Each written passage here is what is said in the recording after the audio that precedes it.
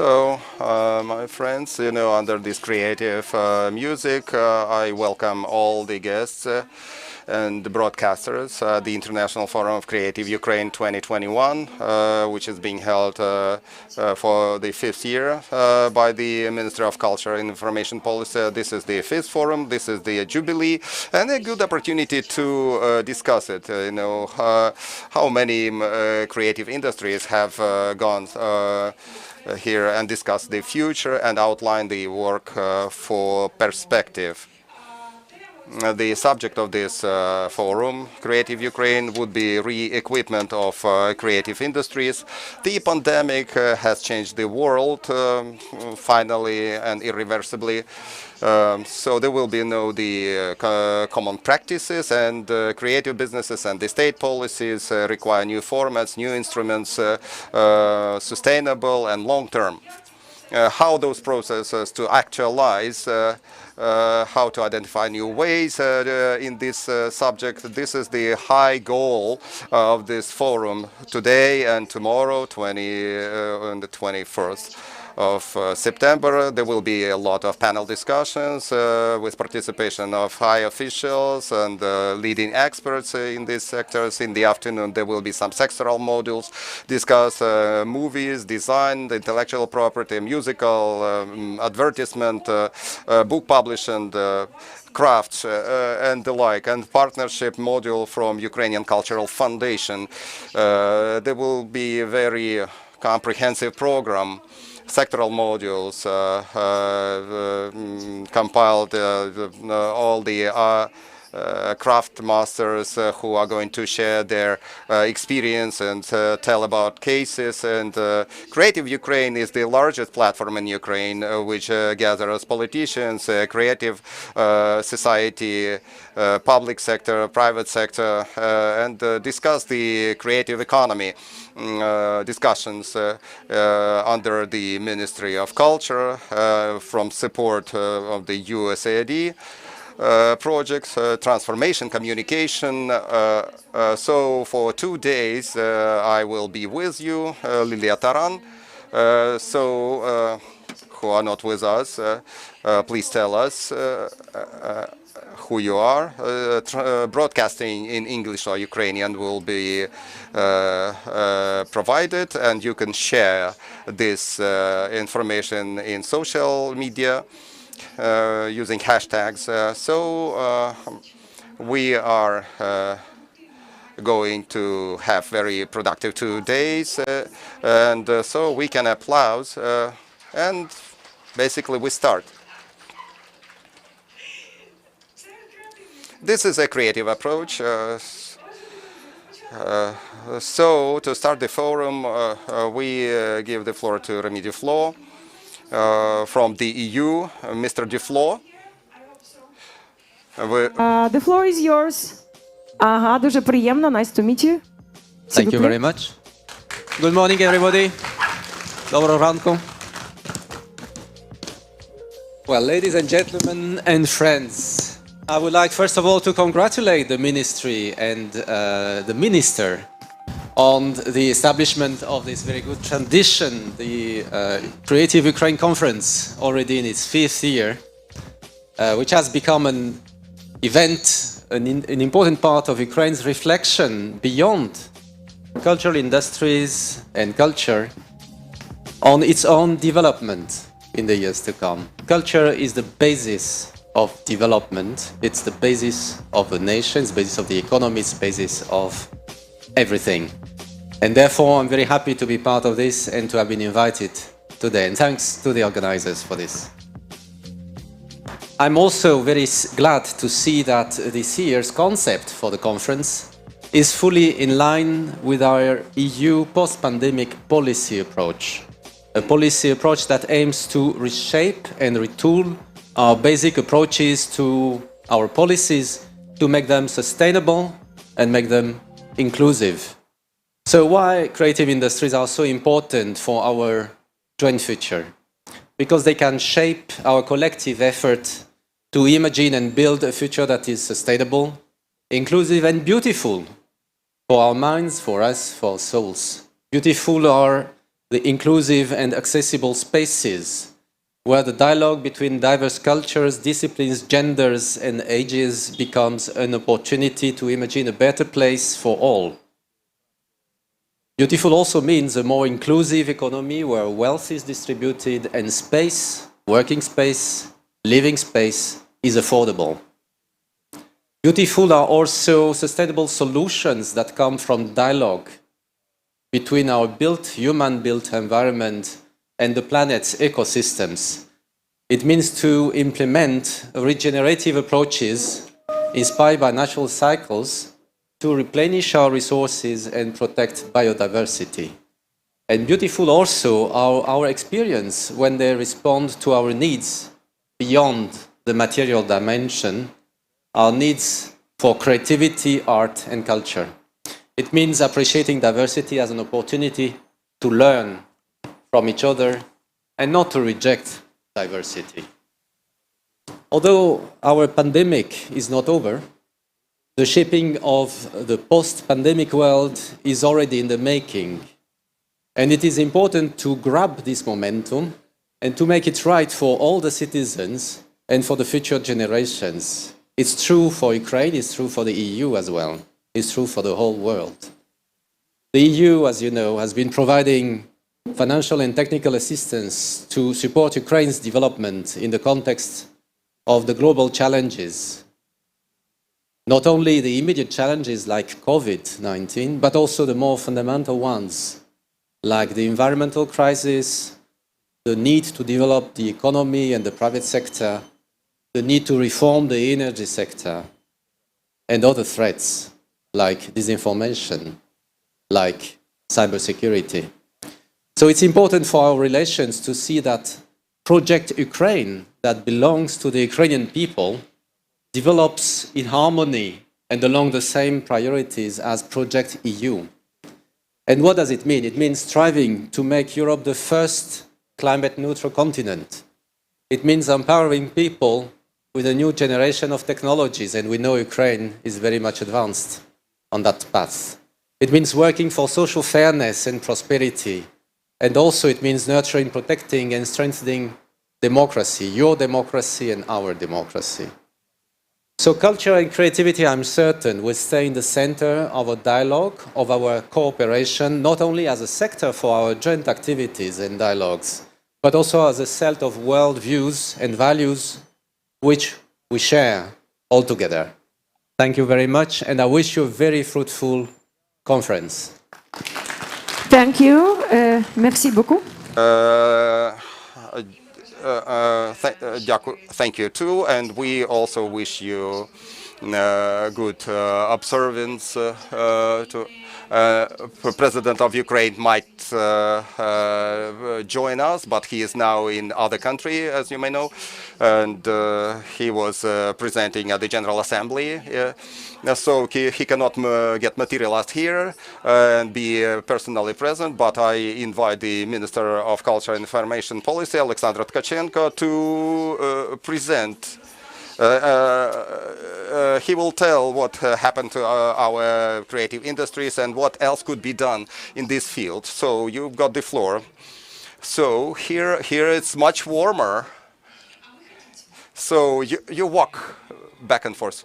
Last year, when we were holding the Creative Ukraine Forum, it was in the concert hall. Nobody was there. It was a déjà vu, as if I appeared in one studio, and the speakers were offline and offline. But this year we decided to see each other, and here you are. You have the opportunity to be without masks, although it's a little bit chilly outside. But we will get warm. I just came back from the meeting with Premier and Minister of Finance. We were discussing the Great Restoration project. They say their hello, dear friends. Welcome you here on opening the 5th Forum Creative Ukraine. This is the high level of representation of this event. You know, has proven that Ukraine is the country with a great cultural heritage. And Ukraine is supporting creative industries, efficient mechanism of policies to support creative sector, which is demonstrating very fast development and has very good perspectives in every aspect. Ambitious Ukrainians are our great potential to change the world, generate and implement thoughts and ideas. I wish all good ideas and discussions. And the cultural life gets reinforced. Volodymyr Zelensky, please your applause. When spoken about creative industry, well, people remember one trait which is peculiar to this, which is talent. One important ingredient here is persistence, perseverance. Walt Disney was fired from Kansas Star because they thought he was not as creative, but you know what happened afterwards. Walt Disney has created the company having more than 40 Oscars, the Mickey Mouse that you buy for your Armani, Steve Jobs story, Bill Gates, and are also known to everyone. But what important is that we can have an opportunity to are known in the world, and they prove the huge creative potential in the country. And the world knew that the future of this planet is in creative economy.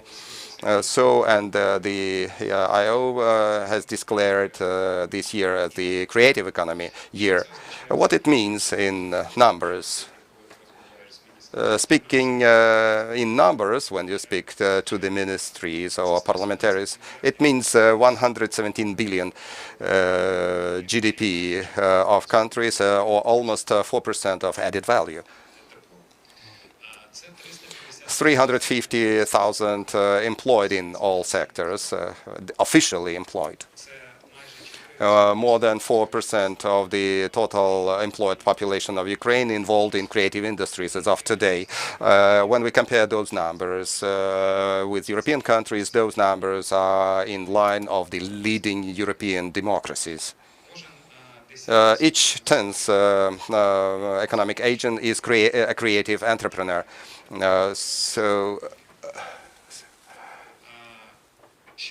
Another piece of important information: if you want to invest 1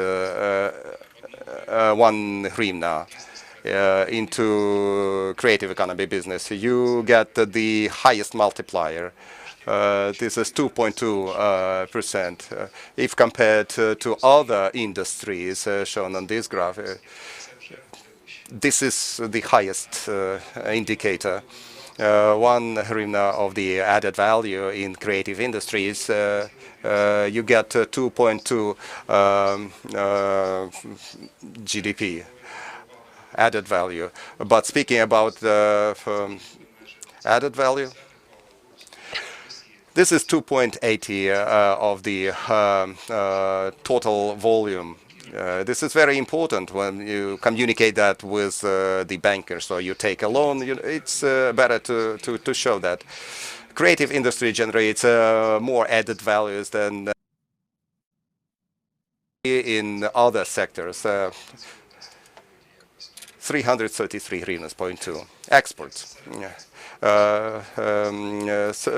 Services export get 30% of the total export of services, or 5.4 billion of creative export services exports. Pandemic got reflected in creative industries. It affected them the most. we created a unique program to return money in amount of 1 billion hryvnias. So this is the drop in VAT payment. You can see how striking it was for some of these sectors, you know, to the COVID results in museum, in TV, broadcast, demonstration of movies, theatrical and concert activities. However, there was some good news. The growth of the declared volume of revenues, IT and designers.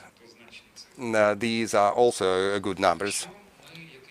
What challenge we face now? We need to transfer from the concept to instruments for implementation and help our creative industries.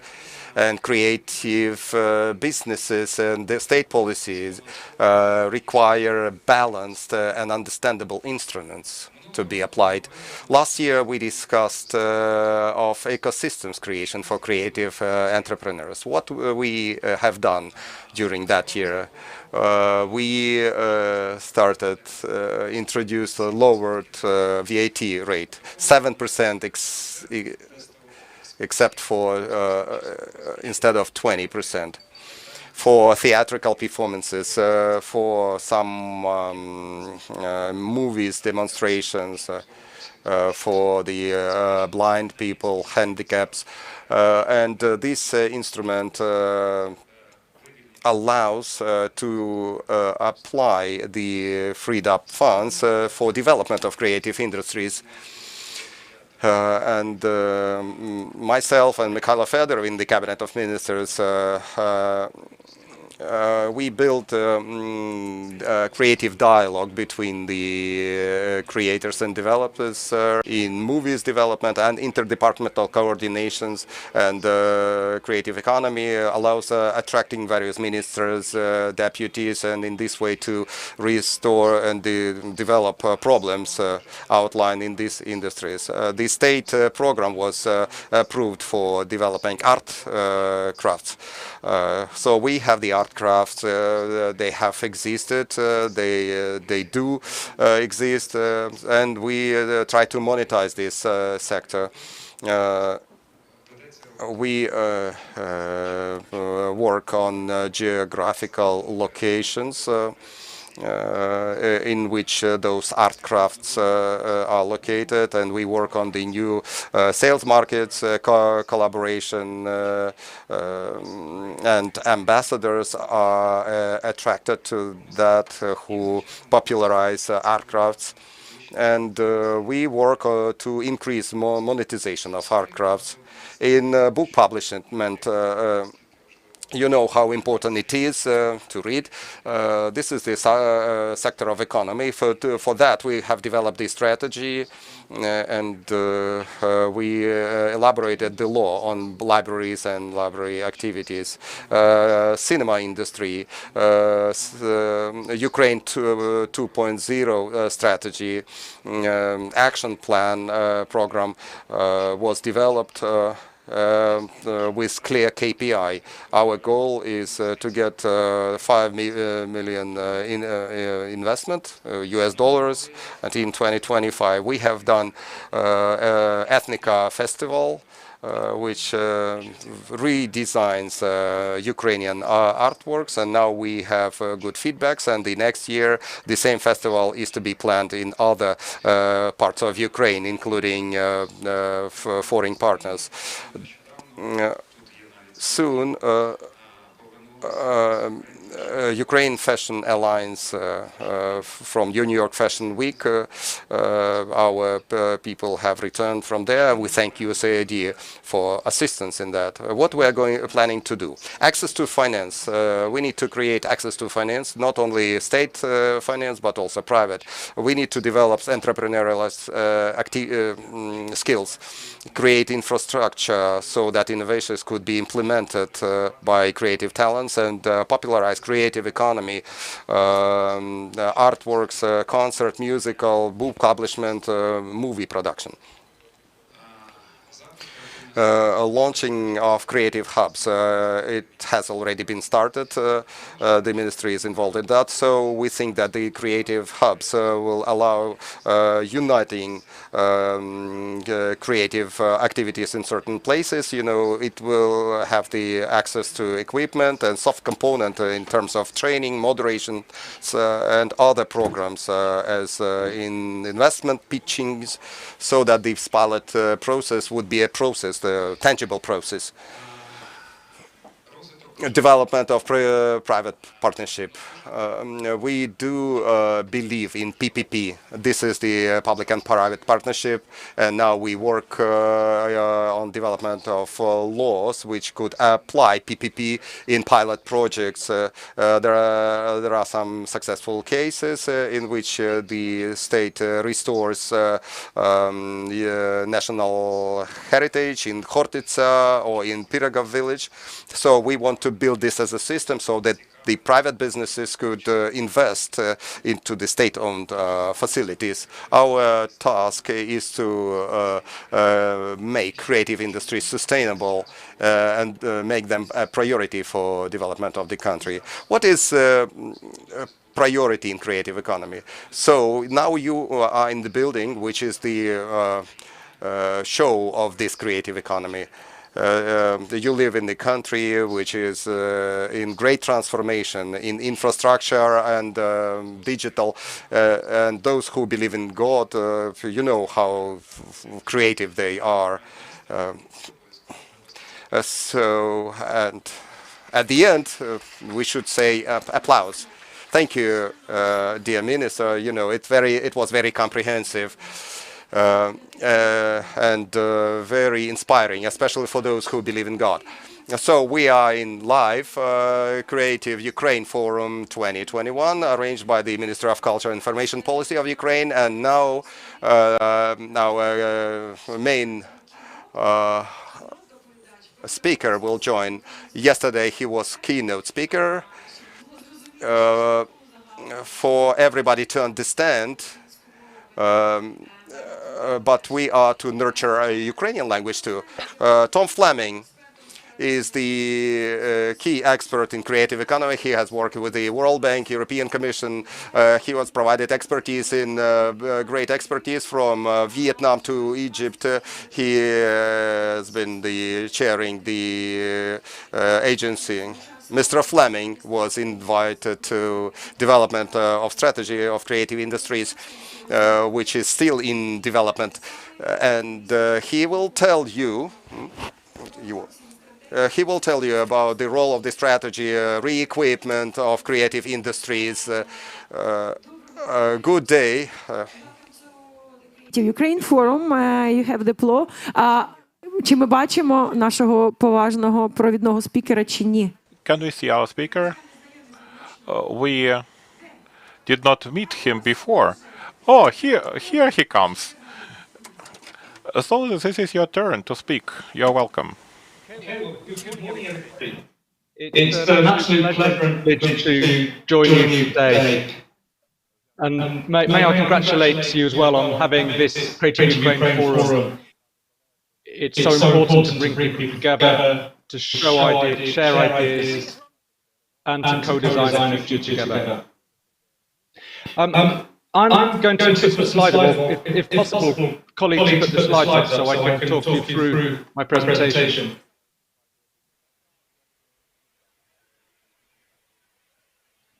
Is this possible?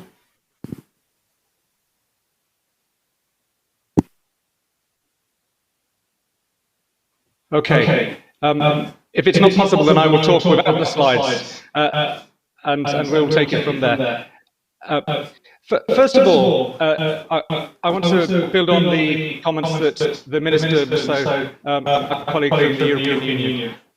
We need to have a dynamic retooling of the creative economy across the world, and the Ukraine is in a brilliant position because it has momentum, it has a freshness, has a deep history, has diversity, and critically, it has stories to tell. And the creative industries are predicated on storytelling. on narratives of identity and place and heritage.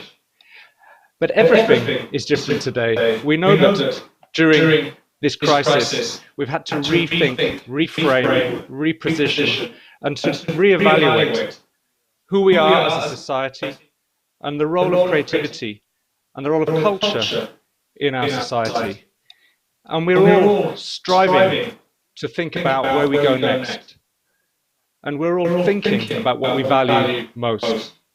And this requires us to develop a total reframe or a retooling of the creative industries. As you see here from this quote from Alvin Toffler, we need to unlearn and relearn our approach to the creative economy, because the narrative of the creative industry before the pandemic was all about unbridled economic growth.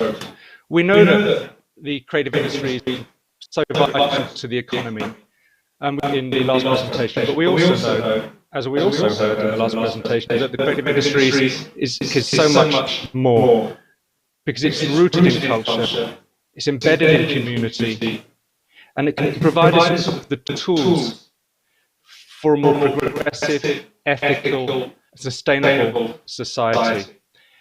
Next slide, please. Colleagues, if you could keep these slides moving, that would be very helpful. Thank you.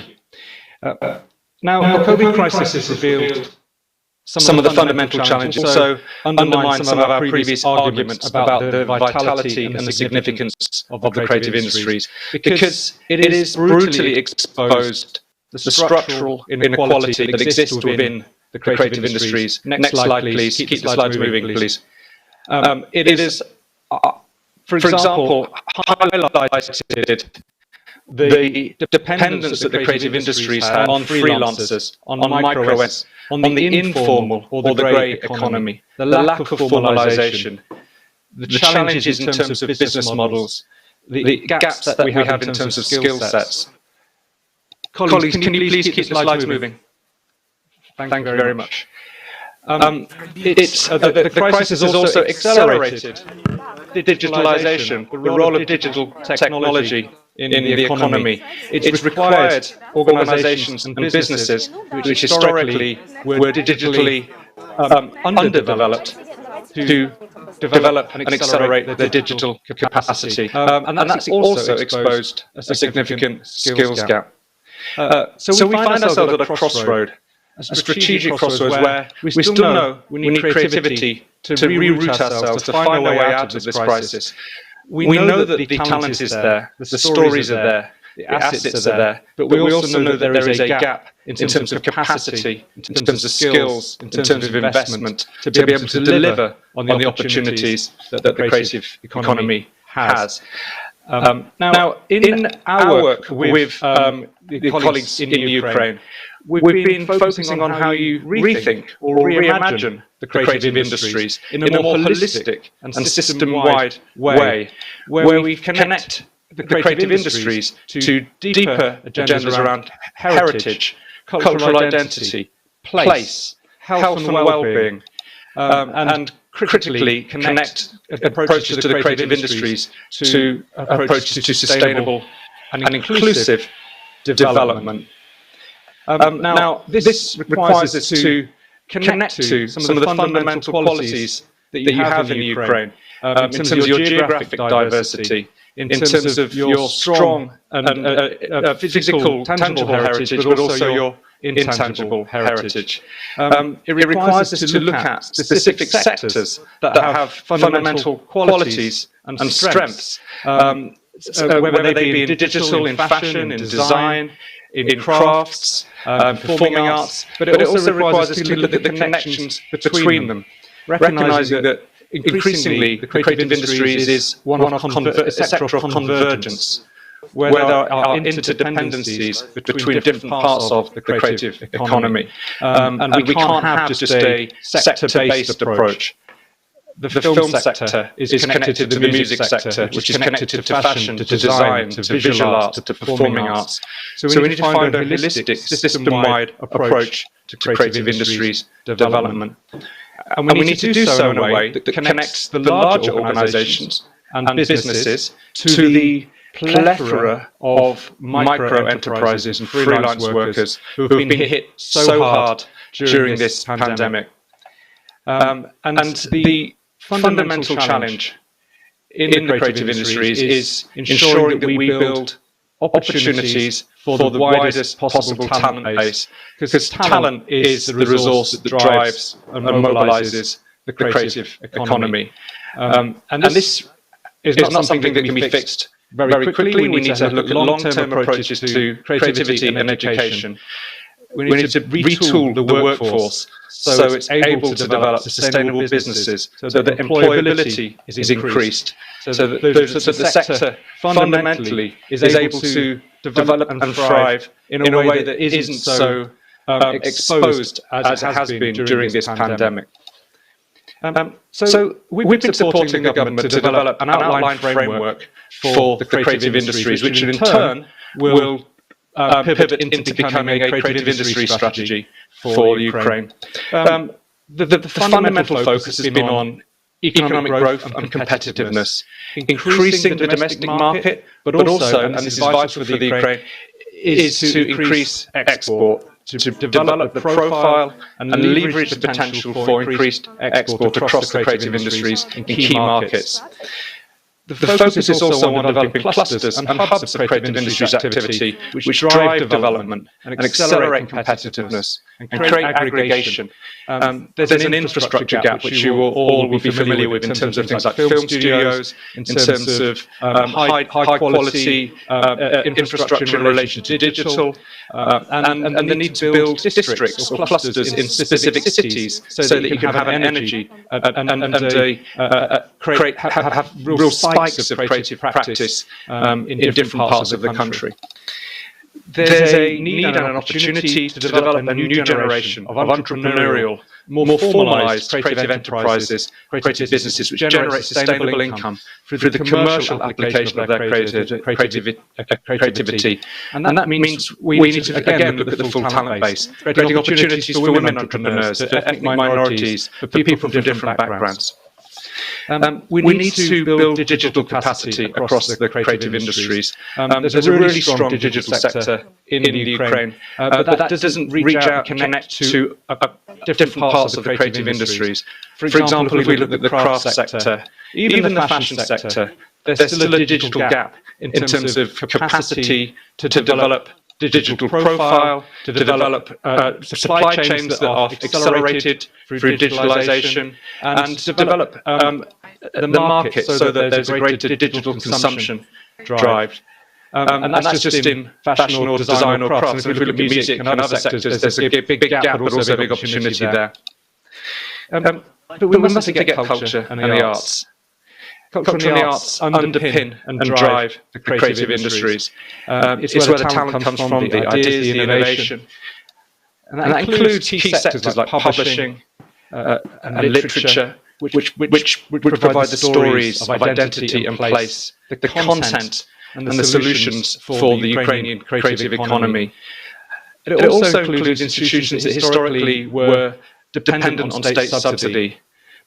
Now, state investment is hugely important to the cultural sector, which in turn drives the creative industries. But we need a more mixed economy. We need to open up cultural organizations and infrastructure so they can become catalysts for talent development and content creation, so that they can provide the spaces for research and development, for skills development, and for ideation that drives the creative industries. And the goal overall is to develop a distinctive portfolio of Ukrainian creative assets, accelerated or driven by high-growth creative enterprises which are providing high-value cultural activities, presenting a new narrative to domestic and international markets, which boost the confidence of the creative industries at home and abroad, and enhance the Ukrainian brand overall. So I think there's an opportunity. There's a necessity for a dynamic rebirth of the creative economy of Ukraine. I'll give you some examples. There's an opportunity to establish Ukraine as an international hub for film production and post-production, with scope for regulatory and financial incentives, cluster development, and the leverage of distinctive heritage assets. underpinned by the Ukrainian language. There's an opportunity to build digital capacity across the creative industries, to boost access to international markets, to increase digital consumption locally, and for Ukraine to become a hub for immersive technology, connecting historical strengths in engineering to research and development and growth in areas such as artificial intelligence, virtual reality, and augmented reality. There's an opportunity to supercharge publishing and storytelling, literature across different platforms, to drive other parts of the creative industries. And there's an opportunity to build a market for Ukrainian literature domestically and internationally, including key segments such as in children's publishing. There's an opportunity for a dynamic rebirth of the Ukrainian fashion industry, and we heard the Minister describe this a little while ago. Building a cohort of entrepreneurial fashion design firms who are poised for growth and enabled to grow via targeted support schemes, cluster initiatives, supply chain development. And this is Fashion Plus. This is not just fashion by itself. This is linking to textiles, to design, to manufacturing, thinking holistically about ethical and sustainable approaches to fashion, textiles, and technology. There's an opportunity for a dynamic rebirth driven by the sector of design as a catalyst for the entire creative economy. We need to build capacity, raise awareness, and build demand for design. There's also an opportunity to support micro-design firms, craft firms, to formalise their practice, contemporise their approach, and build a new market for something that is created and made in the Ukraine. There's an opportunity for a rebirth of the craft sector in Ukraine. We need to build capacity, accelerate growth, and establish an ecosystem where we have sustainable micro-craft enterprises that provide pathways for employment across all the regions. With regional centres, regional hubs, so central there, and connecting cultural tourism. And we need to think of how we build a rebirth across the wider cultural ecosystem. Incentivising the diversity of cultural organisations, the diversification of income streams, modernising infrastructure, and building sustainability. So, if we think about the dynamic rebirth of the creative economy of Ukraine, there are a series of sector-focused areas, but also horizontal priorities, focusing on talent, building professionalisation, formalising the sector, and embedding resilience. Focus on regulation and enforcement, on infrastructure transformation, on investment and investment readiness, on promotion and innovation, embedding innovation across creative industries. And ultimately, this is about establishing the Ukraine as a creative hub. A high-growth, innovative, competitive, sustainable creative industry sector, underpinned by a set of shared values of fairness, tolerance, and sustainability, and recognised internationally for real strength based on the talent and innovation of the creative workforce, and built on a distinctive language, culture, and heritage with real strength across a range of sectors. So my challenge, really, back to the creative economy of Ukraine, back to the talent, back to the policy makers, is to have a dynamic rebirth, built on your strength, mobilised by your talent, and focusing holistically on the set of shared values, where fairness, tolerance, sustainability are absolutely 100%. I would say thank you for the opportunity to talk to you today, and I look forward to working with you again in the future. Thank you.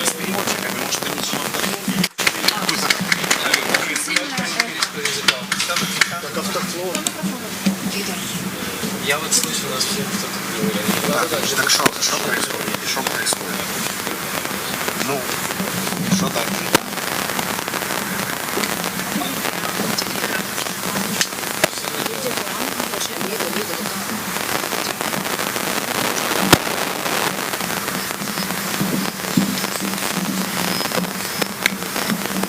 А что я должен быть? Я ребятам отдавал, они попросили с автофлором.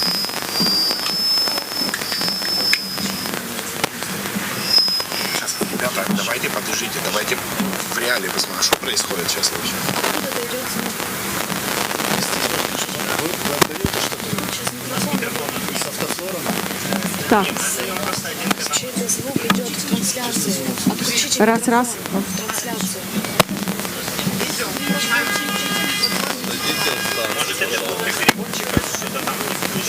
Включите микрофон монитора. Дайте запасной. Нет, так. Дайте запасной, я не включу микрофон. Сейчас слышно? Подождите, ну хорошо.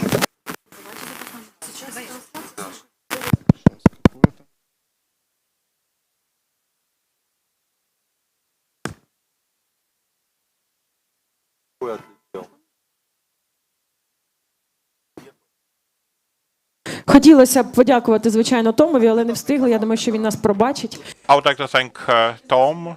Maybe offline-online transition is not that smooth. I hope it will happen in the future. The speech was very interesting, and this warmed us up, and it has created a good background for the panel discussion that will start right now. On it, we shall discuss strategic approaches to development of creative industries. Availability of the strategy in business is a sustainable instrument of development. Creative Ukraine Forum is focused for clear vision, where we move how do creative industries move. This will help keeping priority, not to lose the focus during any crisis. Of course, such a discussion is very worthwhile with participation of government officials, and therefore, we would like to welcome on the stage, I believe the public officials and the chairs will also appear at the same time. For us to welcome on stage Olga Stefanishyna, Vice Prime Minister for European Euro-Atlantic integration of Ukraine. So, Olga, if you are here, we welcome you in the best possible way. Yet, I would like to request the organizer whether I invite the other people also to join the panel discussion. I like really when there are quite many places. This is for the panelists. The Minister for Health was also declared.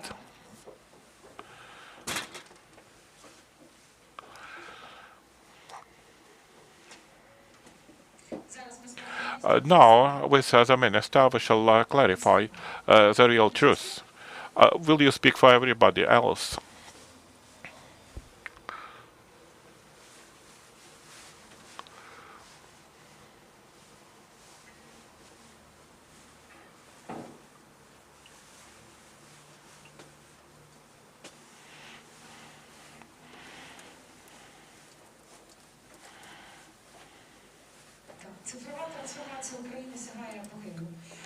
Digital transformation reaches its peak. The Minister for Digital Transformation will reach us also in the digital format with an important speech also as a participant of this panel discussion.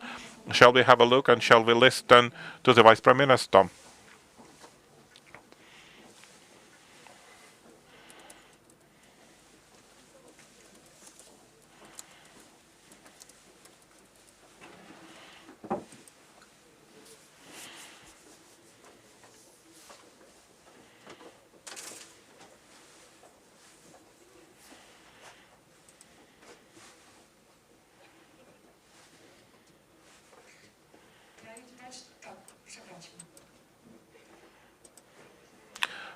Creative economy is an important part of the digital country we've been building for 2 years. Ukrainians are talented in many fields: IT, music, design, video production. Our film directors receive awards for Ukrainian movies. Clip makers make movies for global stars and Apple products and startups. Sell their products to the rest of the world. I came into the government from marketing. I have plans, a strategic objective to increase the share of IT from $6 to $17 billion. We would like to create most comfortable conditions worldwide for IT companies. Therefore, we launch one of the best legal regimes and tax regimes, dear city. As the sector develops and the budget revenues are also growing. We are working on e-residency project. This will make it possible for IT people from other countries to have business in Ukraine, to use convenient online services and capabilities of Ukraine. We expect 4,000 e-residents by the year end, and more than half a billion, 1.5 billion additional revenues to the budget. We actively develop the market of digital assets. This sector has a potential. The Parliament has approved the basic draft law, and it plans to launch the market till the end of 2022. We are planning to become IT hub of Eastern Europe. This is necessary to have a startup ecosystem. The foundation for startups exists for 2 years. Founded the companies for the amount of $250 million. The government is the biggest angel investor. Next year, we shall launch the funds involved foreign investment for development of Ukrainian startups, and the government will double these funds of the investors. We cooperate with technology giants, Google, Apple. We also work to promote our performers in Apple Music, YouTube Music. This is needed by creative industry. Creative industry will become a strategic direction for development of the economy with additional incentives from the state. We shall increase GDP, create the jobs. We shall involve investment as well as international companies.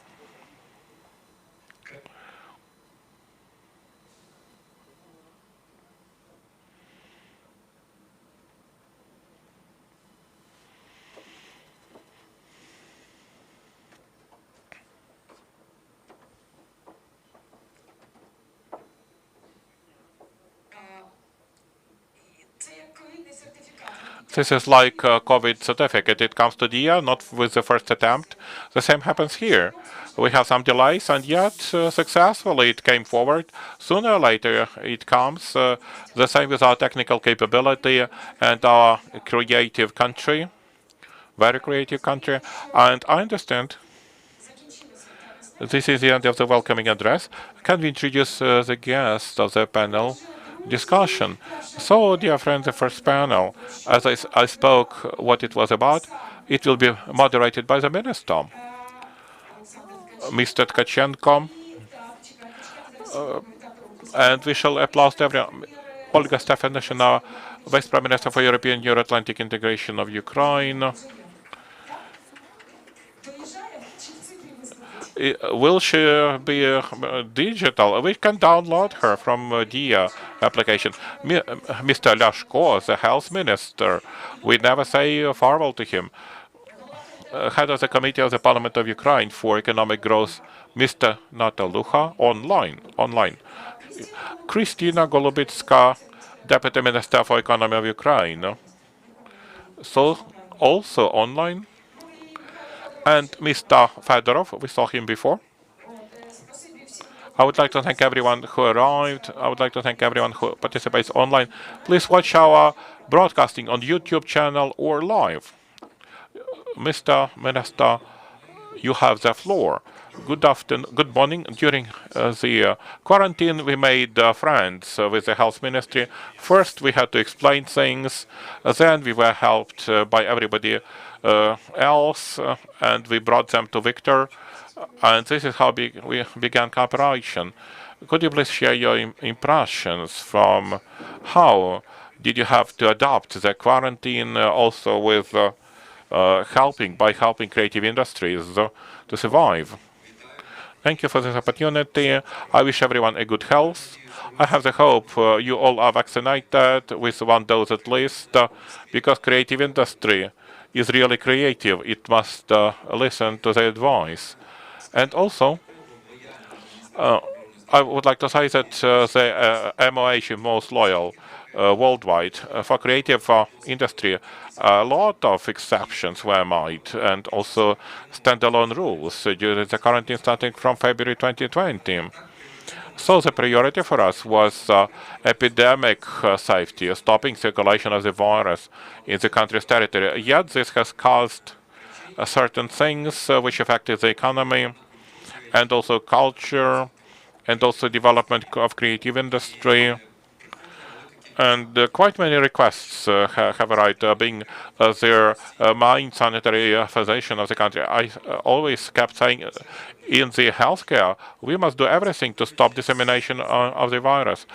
Talking to the representative of the ministry and another ministry which takes care of you, we found a compromise, and that compromise was reflected in the governmental documents or resolution of the chief sanitary physician of the country. If you have a look, the compromise still has place, and we clearly describe how to do videos, how to make the movies, how to shoot the movies, and also a prohibition of mass events does not cover shooting, how the first e-testing was done, and you could remove the masks. First vaccination was made. Again, for the bands which are traveling, making concerts. Because why are we doing all that?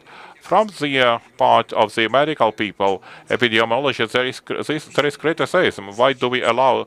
We cannot find one thing, not noticing what other things could cause. The world is in pandemic for more than 1.5 years, and there is a fatigue from the pandemic. Believe me, nobody will fight against that fatigue unless you work, unless you develop what you do creatively, and this should force people to listen to the advice of the health ministry and also not to lose the willingness to get involved into the process of overcoming the pandemic. Because if there are just constraints, sooner or later the threshold will pass, and people will say, "That's it. We are tired. We don't want to listen to any advice of the government. Let natural selection start." Looking for compromise, looking for the golden proportion between the epidemic constraints, between the permits for the economy to operate and other entertainment or cultural events, so that there is no total impact. This is a job for the government with proposals of the association. Therefore, we work. I believe that you have lots of wishes of what to do, how to improve, what should be cancelled. Believe me, what is here is a compromise that was achieved by different ministries and also different stakeholders. What was the compromise? Shooting the movies was allowed during pandemic, during the yellow quarantine. It is still allowed to stay in the institutions, half full in chess cells order. If people are vaccinated, everybody vaccinated is allowed to enter. And also the creative bands and people working in our institutions, the degree of vaccination is 90 to 98% as of today, because they feel socially responsible and they want to continue to keep working. Another question. Impression from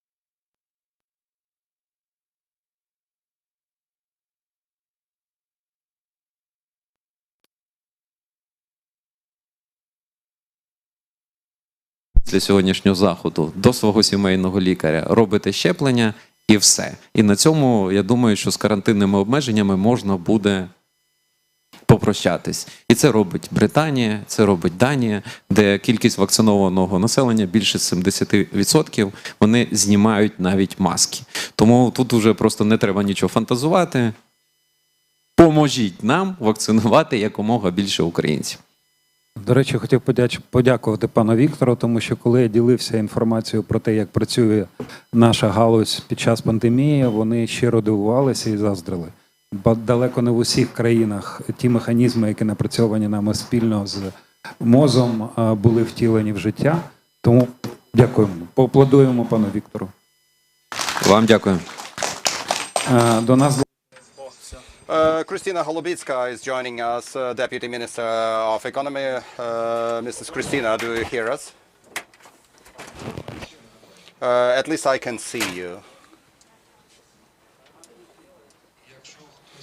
If somebody advises me if we can continue. So Mrs. Kristina can hear us. Or should we continue with Viktor? I cannot hear.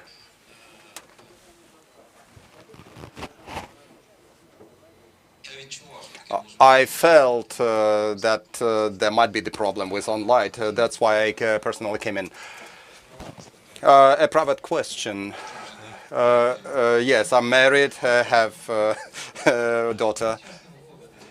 How often do you go to the concerts during the pandemic? And you use and consume cultural services? Unfortunately, not often. And the first concert that I have visited was devoted for the 30th anniversaries of Ukraine's independence and a couple of football matches. These are all that I had an opportunity to visit. You know, all the rest is work. If we are vaccinated, we are to wear masks because we still have a lot of non-vaccinated people, and as the vaccinated people can carry and distribute the virus, so it might generate some adverse consequences. So if we vaccinate many people, and we might consider the issue of taking away the masks. Dear colleagues, more questions, please.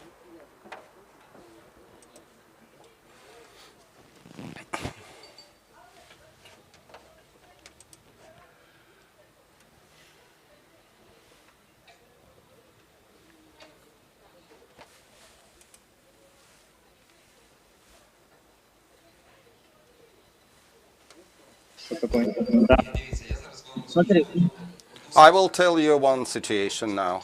Why, vaccinated people can go through, the non-vaccinated not. So we are trying to find the golden medial. So while we are letting the vaccinated go through and the non-vaccinated to go for testing. So our main goal is to prevent collapse of the medical system, healthcare system, so that everyone could get service, to the closest location of their place of living. If a person gets vaccinated, he will never get to the hospital. Up to 20% people with COVID are not vaccinated, and 15% died, also were non-vaccinated. So therefore we could discuss vaccination in order to prevent overloading of the healthcare system. And if a person comes with a vaccination certificate, then such person should wear a mask. Because in this case you will not infect others. You can set the candle on fire, so you can blow on the candle and you could see that without mask you can blow it, take away the fire, but with the mask you cannot do it. So this is the way how the virus is distributed. Dear colleagues, if you have some more questions, please use this opportunity. But I have another question. Viktor, when all this will be over? If some creative advertisements pop up and everybody gets vaccinated, probably so. But I'm optimistic about that. You know, 1.5 years have passed, and now we have the vaccine and some medications, some innovation drugs appeared which affect the virus. Before they didn't exist. We have signed 2 contracts with the producers. And the 3rd clinical stage of testing is finishing, so there will be a specific treatment developed, and we will forget about that in certain zombie apocalypse movies. But when? In next spring? Because everybody wants to know. If you see the Great Britain, that's 6 months of vaccination, you know, they don't have any restrictions. 17 million doses are contracted, and 3 more million will be given to me as a person who is doing vaccination in an efficient way. Sooner. I feel Kristina behind. We will ask her. Mrs. Kristina. You are responsible not only for various sectors of economy, but also for the core of creative economy and creative property, intellectual property. What do we have with intellectual property and creative economy? Good day, dear participants. Thank you very much for questions. Sorry we had some technical difficulties, but I could hear you. The Ministry of Economy will gladly participate in developing of the strategy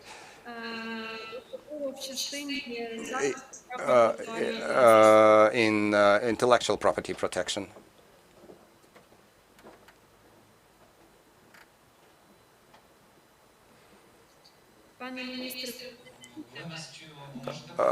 You can continue. You can continue. Maybe this is one word of sentence which was omitted.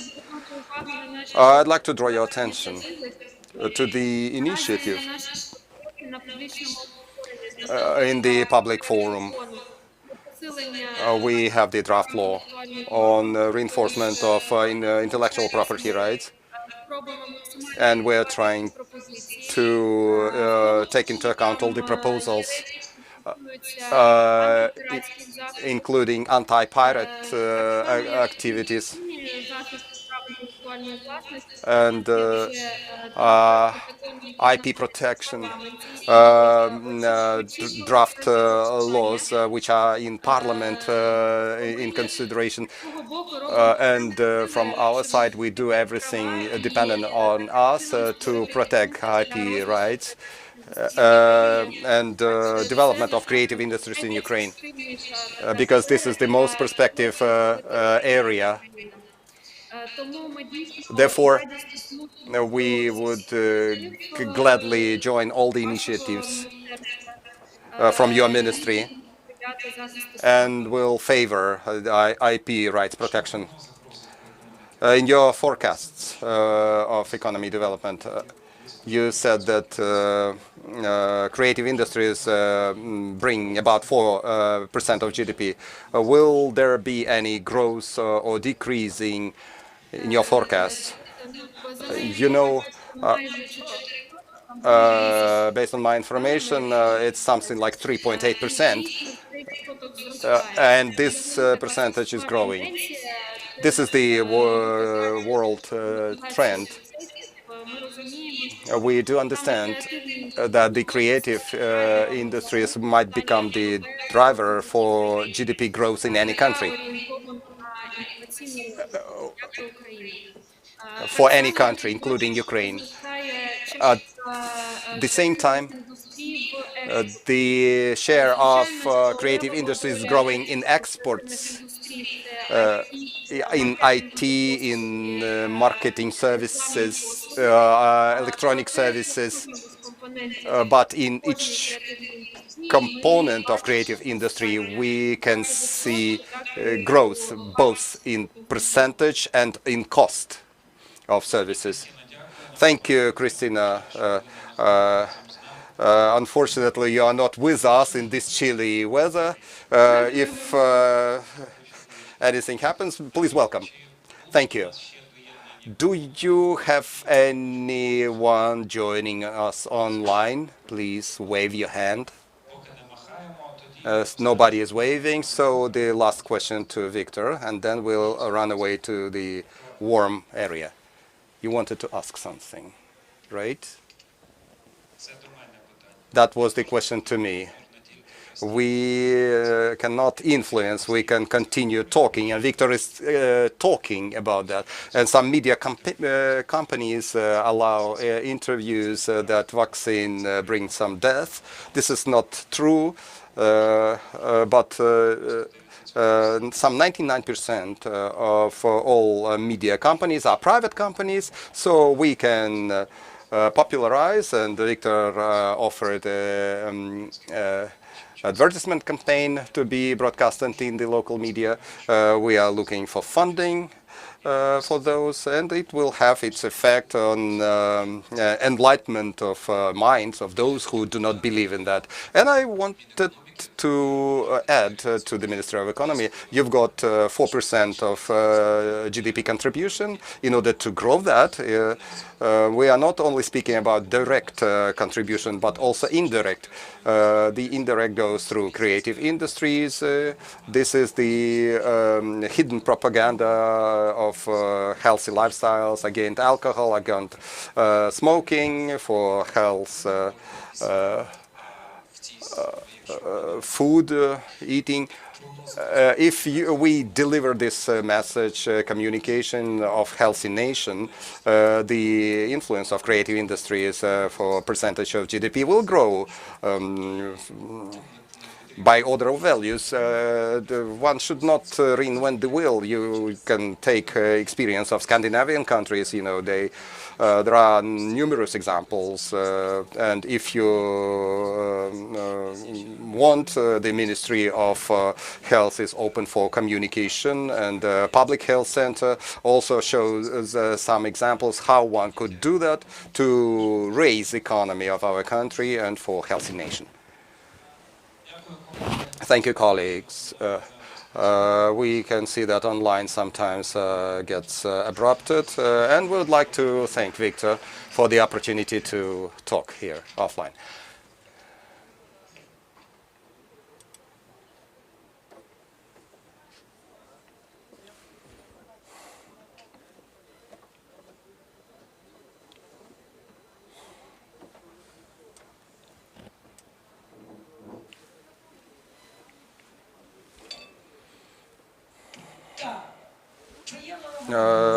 Good news for you. We've got 10 minutes coffee break, which also are part of the healthy food. So we get warm, and another panel discussion will start. More speakers will come, live speakers. It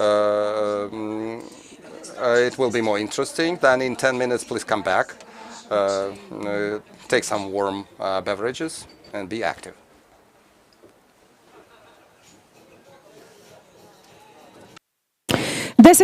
So 10 minutes is 11:30. Now it's 11:20.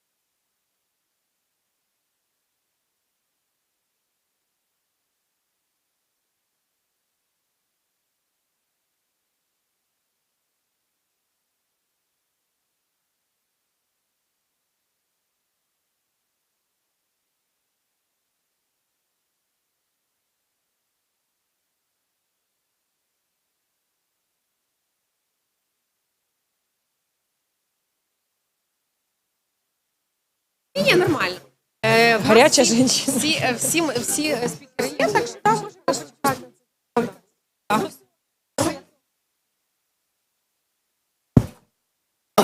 Доброго дня ще раз мужнім людям. Good morning once again.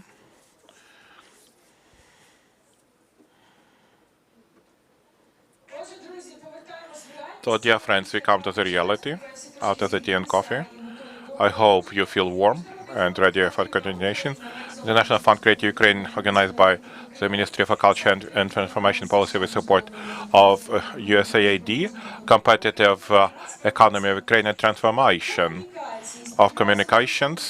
I hope you could have communicated live, and now you have new creative friends with an option for new creative projects. Now it's time for the next panel discussion about re-equipment of creative industries. What does it mean? It's written for me. The leading analytical centers and companies believe economic renaissance is impossible with no more sustainable instruments. Digitalization, diversification of income. In more detail, those instruments will be discussed by participants of the next panel discussion. Most of them, which is nice, will be also live and in this reality.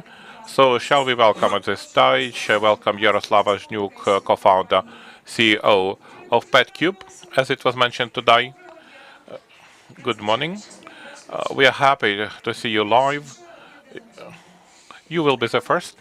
Dominic Piotet, CEO of Unit City. Vladimir Rogovsky, CEO of Deluk. Happy to see you too. And also a lady, Irina Gorova, co-founder and the main director of Mozgi Group and a producer. So you will decorate this panel consisting of men. Sylvia Amann, founder of Consultancy and European Commission expert for creative industry, co-author of research for European Parliament, culture and creative sectors in post-COVID Europe, consequences of the crisis and recommendations, moderated by Uliana Kromyak, head of the Office for Development of Creative Industries under the Ministry for Culture and Information Policy. Thank you. Uliana, you have the floor. Please start.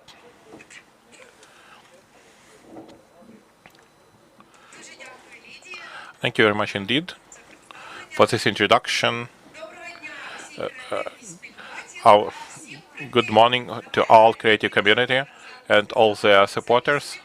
Shall we applaud ourselves, the most resilient people who have arrived, who have taken part?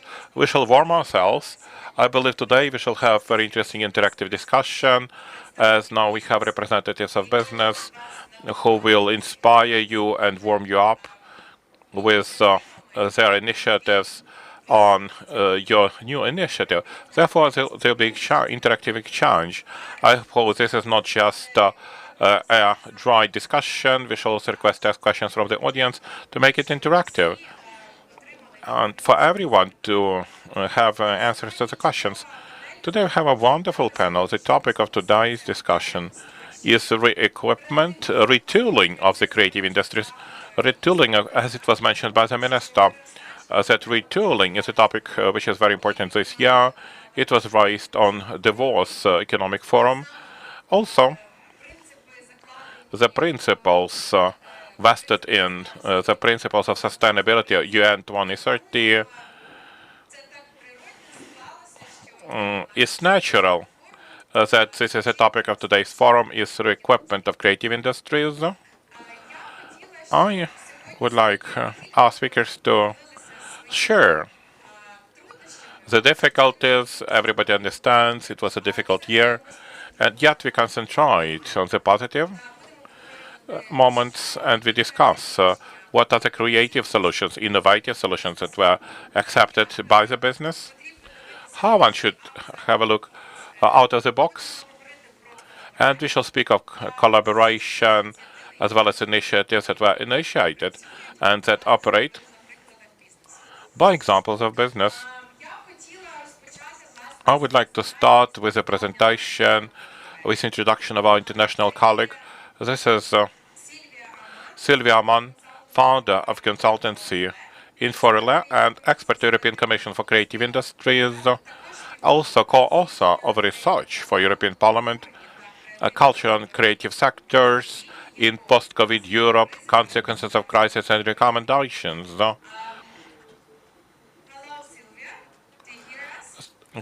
Can you hear us? My question to you would be, first of all, welcome. You're probably in the better condition than we are because it's -7 outside. So keep warm there. I would like my first question is to you. I actually read your research and this is really impressive. So in this panel, I would like to ask you the first question. Please share with us, the best practices and of the policies that the European Union is implementing for their countries, and also your recommendations for the Ukrainian government. We will take notes and we'll implement this definitely in Ukraine. So the floor is yours. Thank you.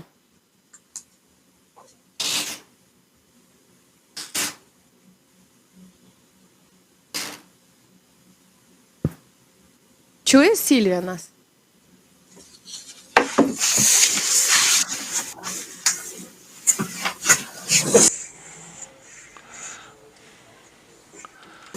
Може, треба поаплодувати? Давайте поаплодуємо, правильно. Чудово. Maybe we should applause.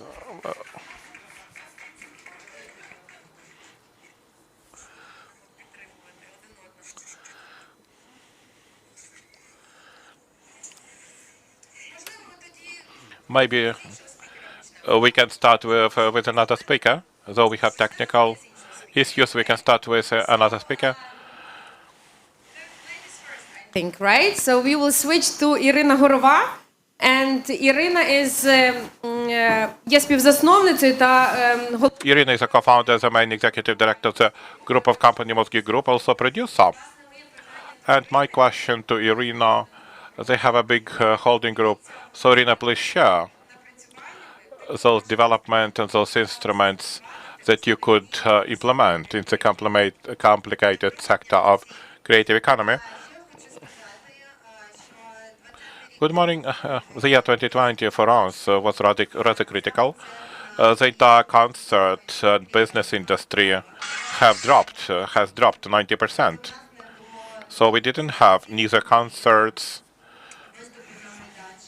nor performances, nor festivals. It was bad for the industry.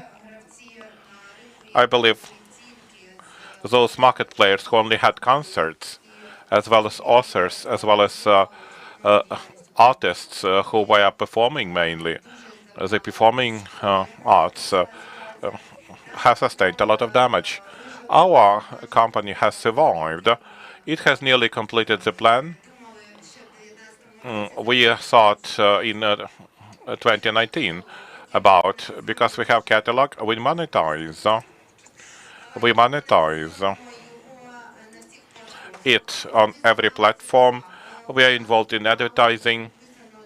We have successfully signed several major contracts with the brands. Yet this was just for survival. In the year 2020 and nowadays we are trying the new methods to develop our business. In the year 2020, Atlas Weekend, a big festival, everybody knows. And Channel 1, we did ER Technology, the concert of our artists, and we have broadcasted on the channel. We also did a big launch online, and we have collected 300,000 immediately by viewing also the clip. And we did a lot of online broadcasting. We have been on TikTok, and we looked what to do online, and we did a lot in our company. and we have hired new people because we knew that this will stop at some point, and we worked on what we could not do on the big flow. So we made a structure. We worked with business processes. We have expanded ourselves. We understood it's not just a producing center, advertising agency is a company which knows best how to integrate influencers and brands. Watching as other countries developed, we believe that monoproduct does not work. We cannot be just producing center or advertising agency. These days, it's in collaboration. Today there are speakers. I have studied what they do. When there was fashion offline, and now there is a different fashion. We can try things on by combination of IT as well as fashion. And the guys have developed some games. The guys have developed some games, and we can see how the other sectors develop. For example, recently there was a presentation online and offline. It's a cool project. Fortnite with Scott, Ariana Grande. All of them came together to unite gaming and the artists. This is what we do. We have NFT project. What this is all about? Indeed, this year and the pandemic are bad for us. Yet, as we did not stop and we looked into other industries on the connection between industries and collaboration, we understood we shall be reinforced. If we look at that, we can find quite many ways to develop and grow. We work with the government and the ministry in the Council of Development of Creative Industries. We understand that quite many gaps in the legislation, and there is no copyright legislation, and this would have reinforced our industry. Quite many ways we can concentrate, not by stopping, not to be afraid of such a situation, not to be afraid of it. Of course, collaboration. Therefore, we can see there is a great future in it. The minister has mentioned that creativity is about talents, and he has added the phrase, it's not only talent, also persistence. This persistence, I would also say that the third point I would add, the third point, as I personally believe, is cooperation, collaboration between the sectors, and also looking into other spheres. That synergy gives a positive result. By your example, the monoproduct or only one sector, only one industry is not promising. And I have the feeling if the business and the society and the government will be combined in the unified strategic way, we shall win. There is an example of K-pop culture which has united quite many elements, and that's well known for the country because creative industry develops quite well. Why is that important? Because per 1 hryvnia we produce more than 2 hryvnia of value added. Therefore, we produce everything from the ideas, sustainable development. Just from an idea, we can make great projects, and the guys who sit here are an evidence. By combining and collaboration with other sectors, they made cool products. We cooperate in one of the projects, combination of various sectors. We shall make it great. And of course, the government must help by legislation and by support-wise. Thank you, Irina. Sylvia is in touch with us. Shall we give her the floor? Welcome. I have already introduced you to our audience. And so my first question to you would be, I've read your research and it's very comprehensive and it's very practical. So I would like you to share these insights with our target audience today and also with the government of Ukraine in order for Ukrainian government to take into account the best practices. The floor is yours. Yes, thank you very much. First of all, great thank you for inviting me. It's a big pleasure to be with you today in Kiev, at least online. I would have preferred to be on site, but I have other meetings this afternoon in Brussels. So a pleasure to have the occasion to join online. Yes, of course, I'm ready to share the insights of our latest research we did for the European Parliament and also for the European Commission. I will refer to two different studies, both published in spring and in summer 2021. And maybe you could start to share my slides. So I have given the title to my presentation, Cultural and Creative Sectors, Post-Pandemic Narratives and Opportunities. So as you can already hear from the title, that the message is also very strongly forward-looking. But first, before we do that, I would like to go have a look back and to see the situation of the cultural and creative sectors before the pandemic. And of course, we had quite a lot of structural shortcomings, but also a very impressive performance from the cultural and creative sectors.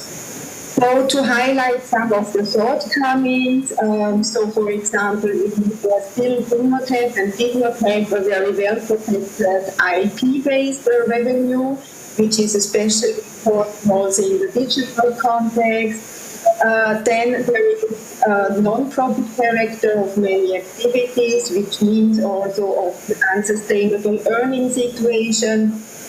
And also already a fragilizing international cooperation framework, and this is especially crucial also for cultural and creative industries as they develop and prosper often in international exchanges, cooperation in proper context, and so already that was somehow fragilized before the pandemic. On the other side, impressive performances. I've taken here study from Ernst & Young in addition to our own research, where you can see that in Europe there was a considerable share of jobs already in cultural and creative industries, and also this impressive growth rate, so plus 10% in around 10 years, which is really a great performance and also something which is really important also for the future. So then back in 2020, next slide please, of course we had severe impacts from the pandemic, no longer. We did a so-called heat map in our study, analyzing the different sectors of the cultural and creative industry, and then related to key indicators. And of course, you see several red zones, so difficult areas. Of course, the accessibility of clients and audiences was very much disturbed. But the most striking visibility was on the income of non-standard workers. You see it's a full red zone. And also big outlooks related to business network. But again, of course, a lot of difficulties, a lot of income loss, but also in some countries at least also unprecedented help for the cultural and creative sectors. But of course, losses outweigh by far the support programs which we have seen.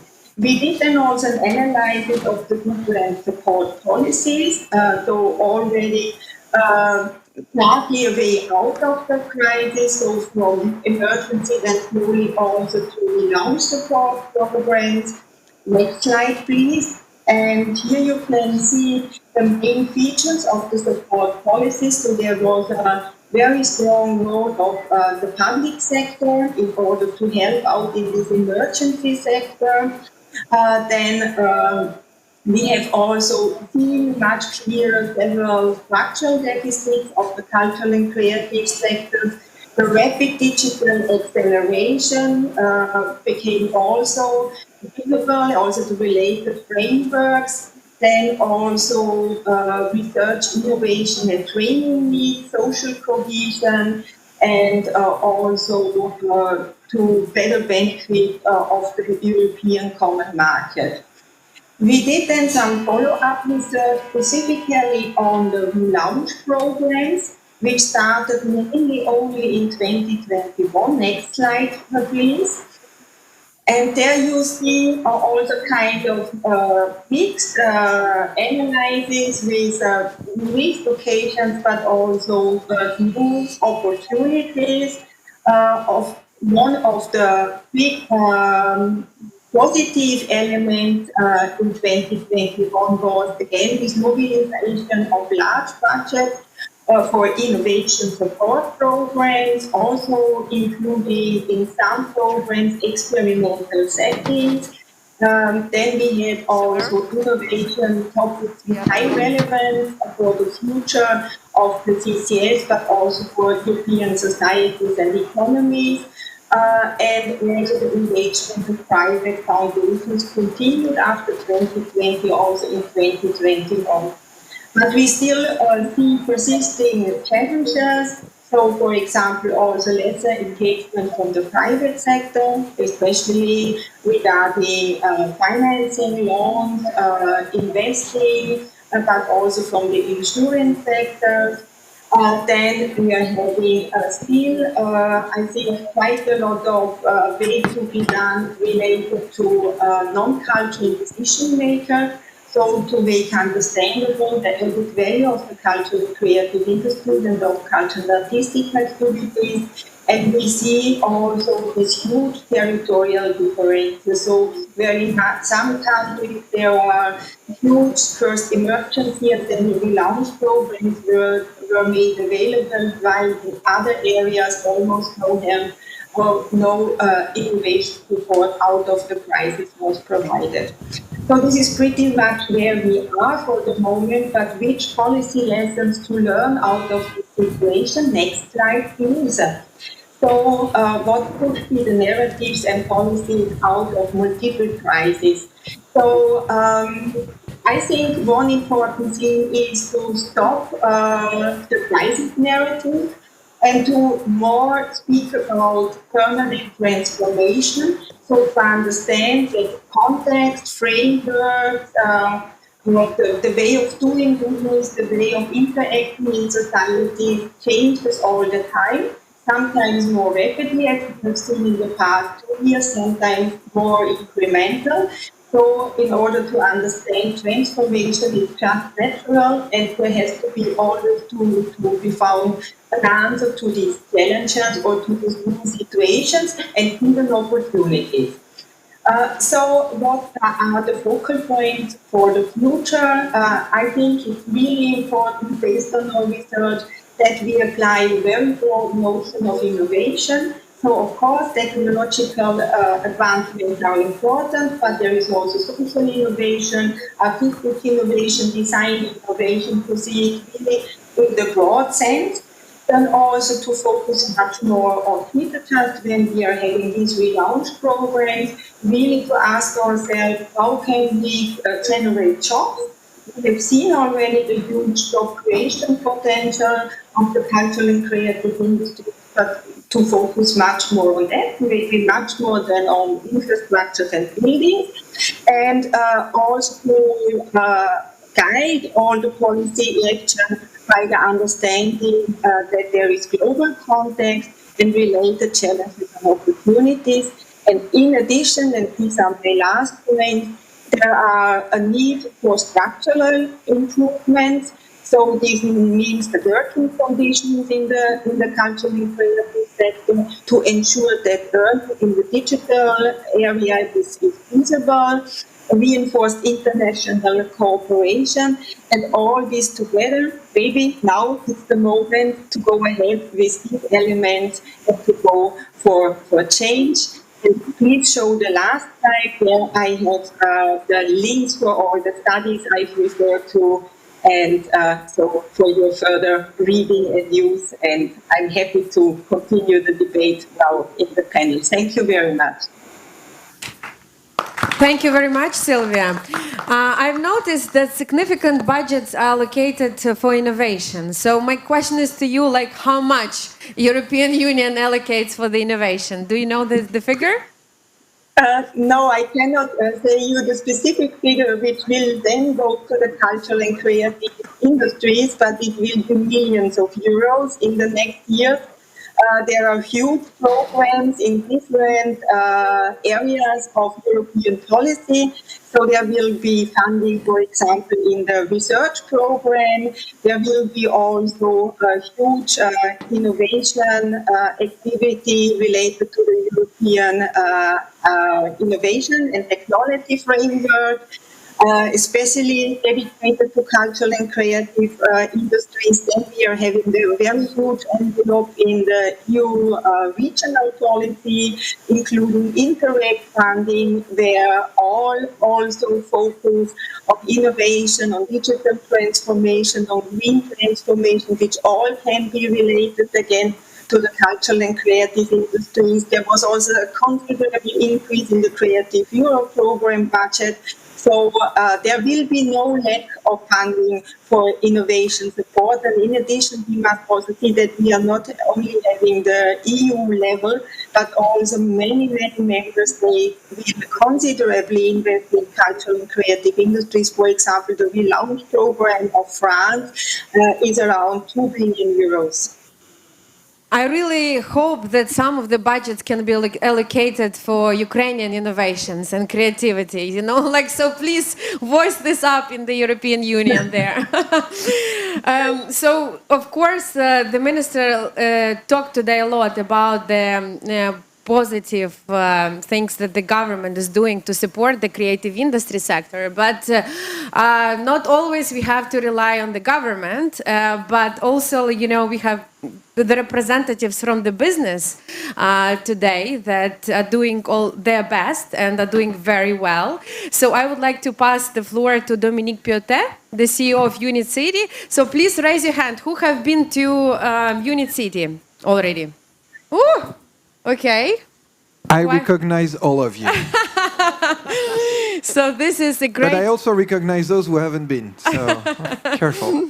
So you have, you know, you have here the chance to promote, because this is a unique ecosystem that exists in the city of Kyiv, and definitely, you know, we will be talking about today also about the real estate, because this is also a problem, you know, during COVID, a lot of people worked from home, and the business centers, you know, suffered losses as well.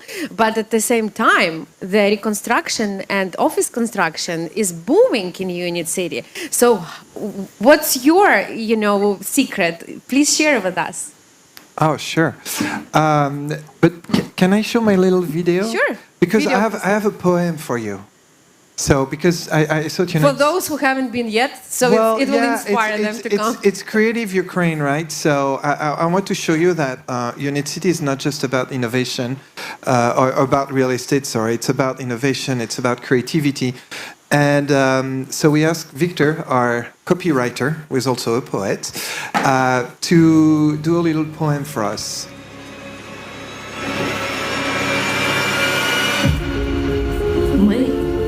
Юніт. Не один чи два. Навіть сотні не створять такі дива. We create miracles, and we are different, powerful, strong, innovators, coders, creators, students, foremen, CEOs, startuppers, 3D printers, the wisest men in our country. We wear virtual glasses, built power plants further and further. As long as we cannot see, as one could see, we like resting, shouting, singing, sharing news, ruin stereotypes, accelerate, grow, fly, invent, live with innovations, with virtual transformations, robots, drones, codes, people. This is Unit City. This is us. Сподіваюся, що вас трохи це... Unit City – це стосується людей. Я з Каліфорнії, сам, де я прожив 20 років. Там досить тепло, так? Так. Ви можете туди приїхати на тиждень, там буде дуже добре. Я нічого не знаю про State. Нічого не знаю. І це дуже добре. Good not to know what you're doing. I hope it doesn't show too much, but that's what it is. And actually, crisis, I don't know exactly what crisis we're talking about because I'm full. I mean, we are literally full. I have zero space available. Even the building we're building are already pre-leased or pre-sold. So, but that's not what I want to talk about. That's what I would like to talk to you about is innovation and how do you create a place where innovation and creativity happen. And that's actually very important for me, and that's what I'm obsessed about, is how do we make sure that us, people, we go to a place like this one, which is also amazing, which is also a place where creativity happen. And we bring those people together, and out of those people they will have ideas. They will have... They will create companies, they will create technologies, they will create great things, they will create art, because Unit City is also about art, and we have a lot of artists working with us, and we're doing art exhibits all the time. And I think there is a secret. And the secret is simple and difficult at the same time. The secret is called danger. It's a very dangerous place. And art happens only when there is danger. And innovation happen only when there is danger. If you do something a little bit too comfortable, then nothing will happen. So the way we do it is we just put as many people together and we force them to mix. You know, as probably all of you, I have a hero, and his name is Steve Jobs, very not original. But Steve Jobs, when he was fired from Apple, started Pixar. And when he designed his building in Emeryville, so on the other side of the bridge in front of San Francisco, he decided to do a very unpractical building. It's beautiful, but it's very unpractical. Why is it unpractical? Because to go to the bathroom, you have to cross the entire building and to cross the atrium. So it's almost, sorry to interrupt you, but it's almost like in the cabinet of ministers of Ukraine. You are getting lost there. There you go. And that's maybe why you have so many now creative people doing all the cool digital stuff you do in Ukraine, and you have the Ministry of Digital Transformation doing DIA in DIA City, which is honestly super cool, and I think we're all super proud of this. And so anyway, so to make sure that people bumped into each other and meet each other and mingle and collide, and actually there's even a concept of collision. There's even now a conference called Collision, and I work very closely with Zappos in Las Vegas, and Zappos was even to the next level. There's 1,200 people in the headquarters of Zappos, and there's only one door to the building, and it's that large. So you have to meet people. There's no choice. And you're going to bump into people. There's no choice. And that's wonderful. That's the beauty of creating buildings, of creating places where we are together. I think this crisis showed us that Zoom is an amazing tool, that we love it, that not having building, like those guys next to me, is also a great choice. But at one point, you have to find ways to bring people together, because together we keep being warm. You know, if I was just me, not with you guys, I would be very cold today. But I'm with you guys, so I feel warm. I feel good. And that's the same thing for Unit City. Thank you. Keep it warm. Keep it warm. Thank you, Dominique. I think also like Unit City is very well known, not for just people, but for this like people that create atmosphere. Like because when you bring people together, there is a like great synergy, and this is the place where the ideas are, you know, the ideas come into the reality, let's say, right? Are implemented. So this is our next speaker. I would like to pass the floor to. It's Yaroslav Zhnuk. Yaroslav created and is co-partner, right, and the CEO of PetCube. Okay, let's ask the audience. How those who have dogs and cats, how many of you use this application? Raise your hands. Okay, not many people. So Yaroslav, you have it's to not really them. being sold in Ukraine yet. It's mostly in the US. So that's my fault. I'll try to fix it next year. Please do. But since this is also a great question to you, Yaroslav, you know, talents that are from Ukraine make a big difference on the international market. You know, what actually makes Ukraine big, you know, in the world? And based on the example of your company, and hope that you will bring the talents back, or you will bring the product back. Дякую. Я в основному говорю. Thank you very much. Mostly I will speak English because one of the greatest things that we need, that we should know English at the communicative level. From Moscow to we need to deviate, and we need to think the way it is done on the world arena. So many people are without headsets today, and it proves that people do know English very well. And we need to continue moving this idea forward. So now I'll switch to English, but I do really hope that event and speaker words. Actually, I'm gonna speak about three things. If you only, so first of all, I really applaud all of you for kind of being so persistent in the face of chilling cold. Great job, fantastic, and I feel responsibility to really be helpful and say something out of value for you. So if you only go away with three things, those should be the following. First, please learn English. This is the single best investment you can make in your life, period. Second, start thinking about the projects and things you're doing in the context of the whole world, not just Ukraine or so-called post-Soviet space, which kind of understands Russian, which kind of most of us can kind of speak. So please think globally. This is number two thing.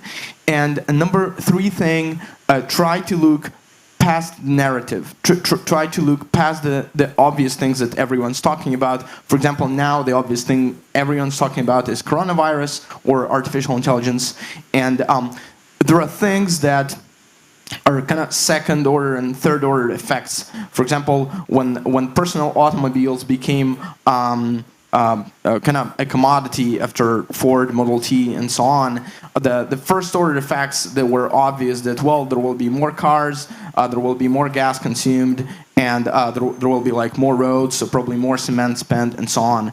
But it was really, really difficult to kind of predict and imagine that there will be a network of Walmart stores that will use the fact that now all the people have cars and they can go outside of the city to a really cheap store to buy lots of stuff for a month ahead. So that's an example of such kind of behind the horizon thinking, and try to apply it in your industries. And speaking of the question that was posed, I think there is a really good strategic opportunity for Ukraine that not many people really realize, because it's to realize it you need to kind of have this perspective from the global markets and from inside of the Ukraine. So people from the global markets don't know this about Ukraine, and people from Ukraine don't know stuff about global markets. So it's great if you can do this. Go and live in another country for half a year, for a couple of years. I spent about 6 years in California, but met Dominic here in Ukraine, which is funny. One thing that I realized really clearly, that there are three factors that make Ukraine incredibly competitive on a global market. And those three factors are, first, incredible breadth of intellectual productive labor. And what I mean is we're one of the top countries in the world with a percentage of people with higher education, about 70%. And we have professionals in so many different industries that can create world-class products, be it welding or mechanical engineering or design or music or fashion or computer science or physics or avionics, airship building, and so on and so on. So that breadth of expertise gives us an incredible advantage, because there is only about a dozen countries in the world that have that scale of breadth.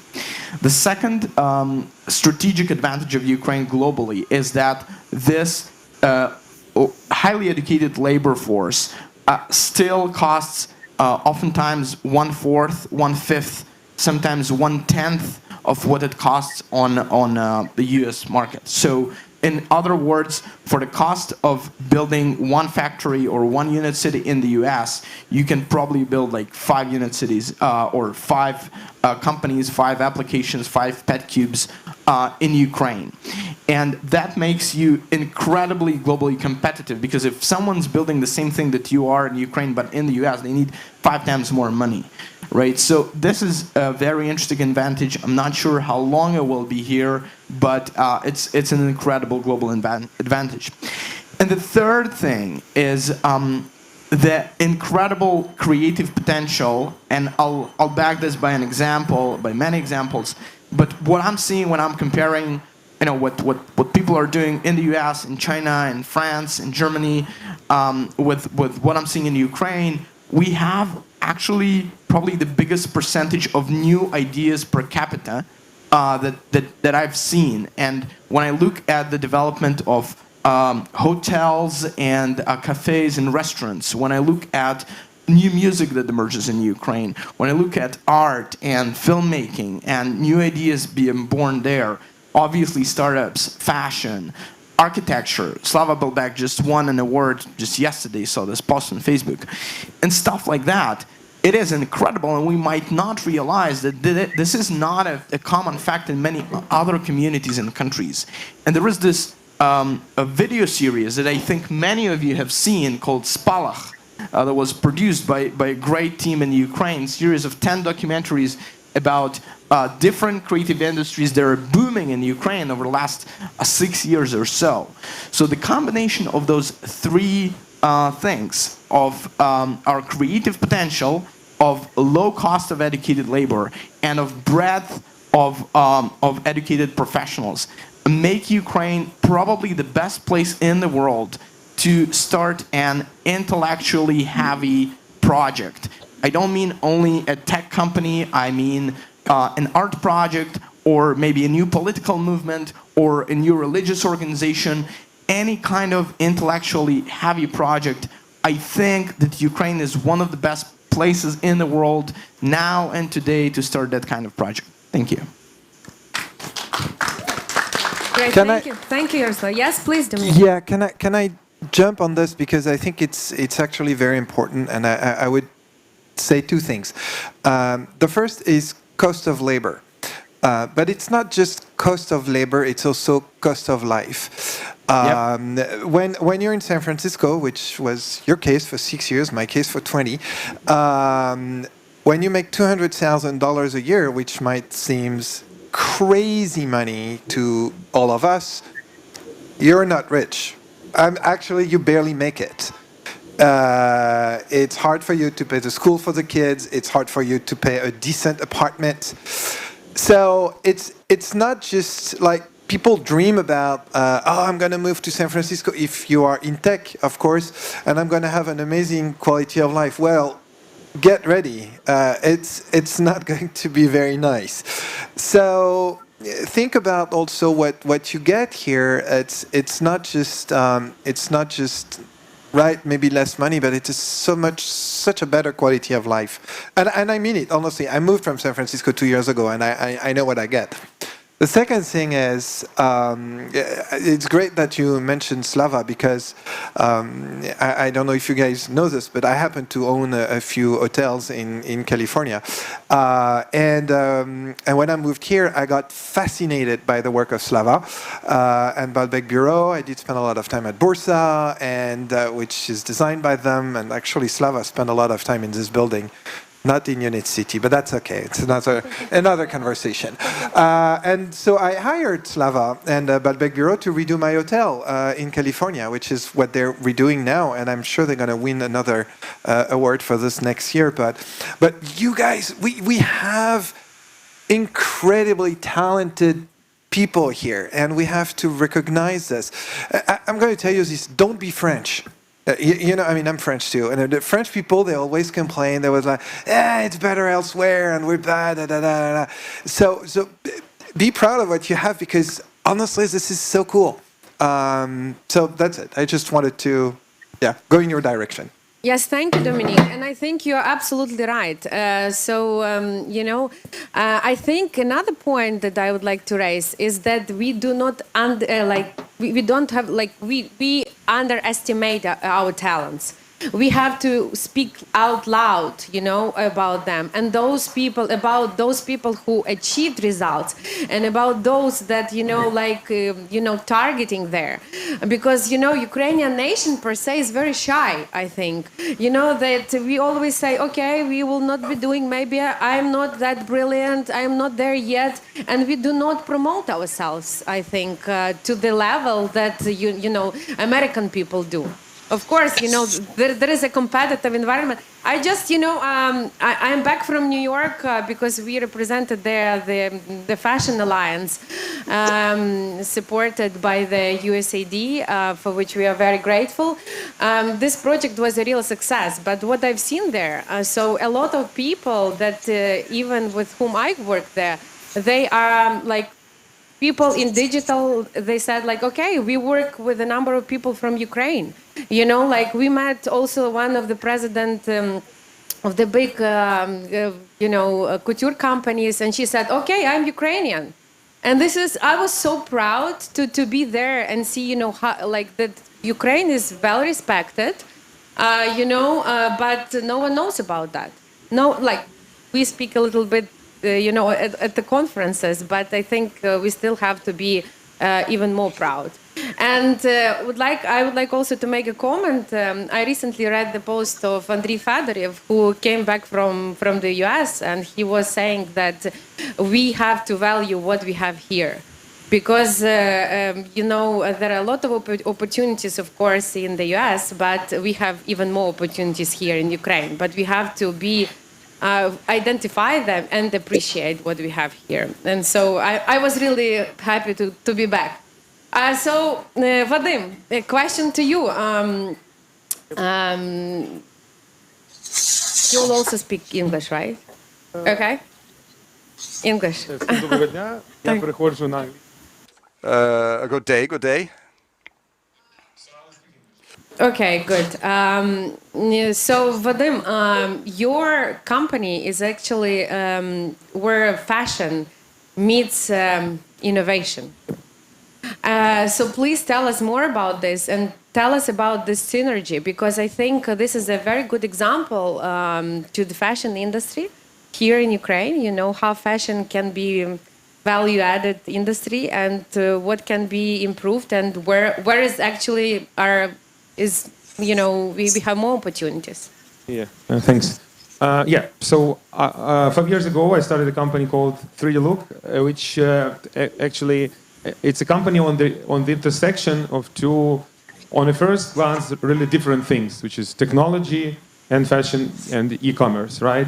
But in fact, this company shows how people and our initial success shows that the example how people from total different industries with total different background are succeeding together because of the diversity, first of all. And of course, without Ukrainian engineering talent, and we have the total headcount is around 90 people, and 80 are in Ukraine. Main office is in Odessa, in a nice office with a sea view in Arcadia. I mean, in Kiev and in Lviv. Yeah, and I'll also talk about the importance of the offices for us. And also we have some people in the US. But in the US, we mostly employ people with experience, with local experience in the US, because at some point of time, you just won't find these people in Ukraine, so you just need to go and tap into the global pool of talent. But without Ukrainian engineering effort, that wouldn't be possible. And also, our company is an example when there are some people who work in a tech company and are a part of its success, but they are very far away from any coding or engineering, etc. Because there is a common effect that people think, okay, it's a tech company. In order to work for a tech company, I need to study in a polytechnics university, etc. I need to be able to do to code or whatever, to be a product manager. No, in fact, even if you're an expert in a fashion or in arts or etc., you will find your place now in a tech company, because basically tech company is a very broad term. It's blended. It's everywhere.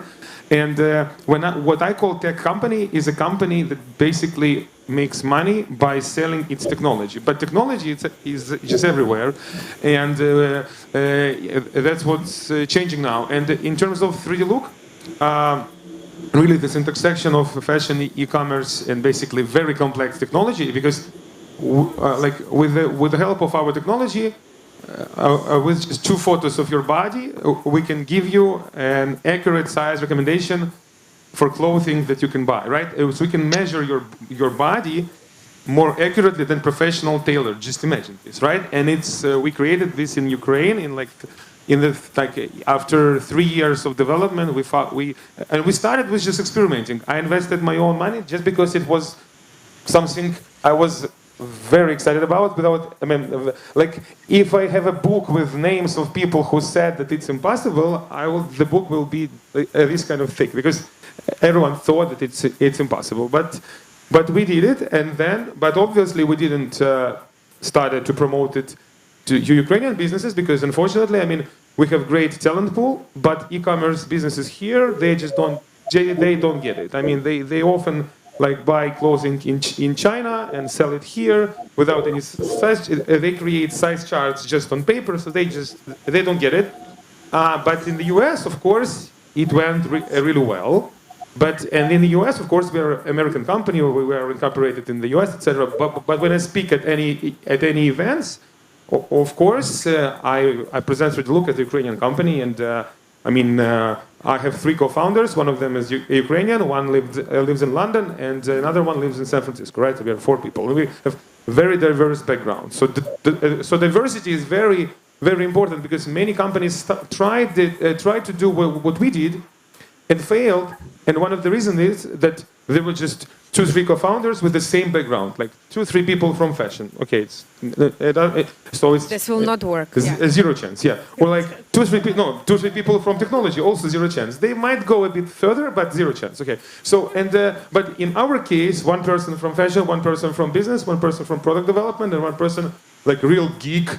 PhD in neural networks, etc., etc. Right? And this, although we are totally different people, totally different histories, culture, etc. Because my co-founder Whitney, she is older than me, 23 years older than me. But it's okay. She sometimes acts as my second mother, so it's totally fine. And that's what I'm saying. Now it's a great, if some motivation in the end of my speech. Definitely, you always hear, now is the best time to start something new. No, now is really the best time to start something new, because it always happens after the crisis, and you will see in 5-10 years, many multi-billion companies started right today. Some people are sitting in a coffee shop and thinking about some new company to start, right? So maybe now it's maybe the best time in 10 years, okay, if we look at cycles. And if Прекрасно. Зараз найкращий час. and if you want to work in tech company and you cannot and you don't have any experience in I don't know creating mock-ups of the interfaces or writing code, just don't worry at all. As of today, you will have plenty of opportunities. It just starts from your interest, from your desire. So that's it. Thanks. Thank you, Vadim. But tell us, do you work with the Ukrainian companies, or you work mostly with your product? How does that work? So yeah, I mean, we sell the widget. That's okay. A component. Okay, how says okay? A button. A button like get my right size. We implement the button into every product page of e-commerce website. So imagine you go to buy something on, I don't know, on Zara. Okay, we are not on Zara yet, but we'll be soon. So you go there, instead of looking at this complex size chart that doesn't represent the actual state of the garment, you just tap on this button, you take 2 photos of yourself, front and side. In 10 seconds, you get your right size recommendation, and after we launch a new product in December, you will also see photorealistically how this garment looks right on your photo, right? And that's what we do. And obviously, 90% of our clients are in the US. We have more than 100 companies already working with us as clients. Some of them are really big. And the first client in Ukraine is going to launch in the next few months. They just were very persistent. We cannot say no. Can you disclose the name? No, just not yet. Okay, but it will happen soon. Yeah. That's good. This is very inspirational. So this is, you always postpone some things. You have okay, tomorrow will be better. Let's think about the ideas. Let's think about the team. Let's think about the workspace, and so on and so forth. But час є зараз і сьогодні. But the time is here and now. So thank you, Vadim. Let's probably ask the audience. Чи маєте ви запитання до наших гостей? Прошу, будь ласка.